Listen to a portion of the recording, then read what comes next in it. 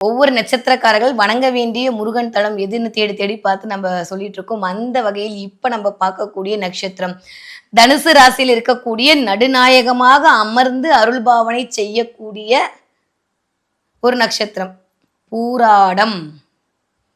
பூராடம் ஊராடும்னு ஒரு பேர் இருக்கு தெரியுமா?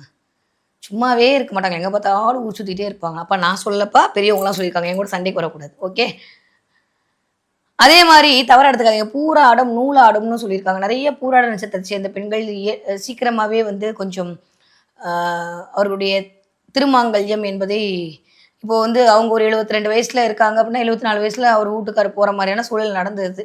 அதனாலதான் நூல் ஆடாது அப்படின்ற மாதிரியான பழமொழியெல்லாம் கொண்டு வந்தாங்க. அப்ப திருமணம் அப்படின்ற விஷயத்திலும் சரி, ஊர் சுத்தி எதுவுமே வந்து ஒரு நிரந்தரமாக பேரு தான் சுக்கரனோடது.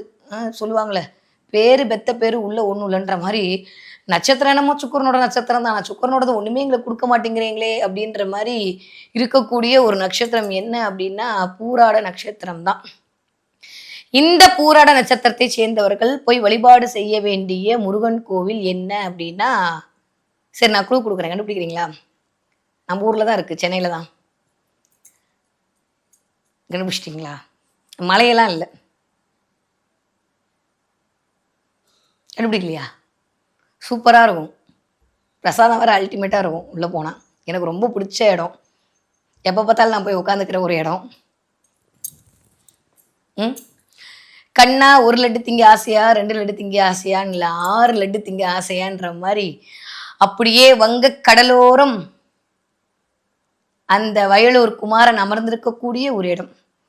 பெசன் நகர்ல இருக்கக்கூடிய அறுபடை முருகன் கோவில் தான் பூராட நட்சத்திரக்காரர்கள் போய் வழிபாடு செய்ய வேண்டிய ஒரு தலமாக இருக்கிறது. கொடுத்து வச்ச ஆசாமிக்கு எனக்குலாம் லைட்டாக பொறாமையாக இருக்குங்க இல்லை? நாங்களாம் மட்டும் ஊர் ஊராக தேடி தேடி போகணும். உங்களுக்கு மட்டும் ஒரு இடத்துல 6 முருகன், எங்களுக்குலாம் ஒரு முருகன் தான். 6 முருகனும் வந்து இந்தான்னு பூராட நட்சத்திரக்காரர்களுக்கு கொடுப்பதற்கு தயாராக இருக்கிறார் அப்படின்றது தான் உண்மை. அழகப்ப செட்டியாருக்கு, அழகப்பனுக்கு ஒரு ஆசை வந்துதான், வங்க கடலோரம் நதிக்கரையோரம் நதி பக்கத்தில்.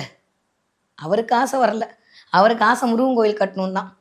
எல்லா முருகனையும் ஒன்றா சேர்த்து பார்க்கணுன்னு பேராசை அவருக்கு, அழகனுக்கு. உடனே போயிட்டு என்ன பண்ணுறாரு, மகா பெரியவர் இருக்கார்ல, காஞ்சி மகா பெரியவர்கிட்ட போய் சொல்கிறாரு, பெரியவா எனக்கு இந்த மாதிரி ஒரு ஆசை இருக்குது, அந்த ஆசை நடக்குமா நடக்காதா? இதுதாங்க வள்ளலுக்கும் நமக்குமான வித்தியாசம். நமக்கு தானே போய் கேட்போம், அவங்க 4 பேர் நல்லா இருக்கிறது கேட்பாங்க. அதனால தான் வையத்துள் வாழ்வாங்கு வாழ்வார் வான் உரையும் தெய்வத்துள் வைக்கப்படும்னு சொன்னான் வள்ளுவன். பயத்தில் வாழ்வாங்கு வாழ்ந்தவங்க தான் தெய்வத்தோட வைக்கப்படுவாங்களாம். வாழ்வாங்கு வாழ்னா காசு பணத்தோட வாழ்றதா? மக்கள் மனசுல வாழ்றதுங்க.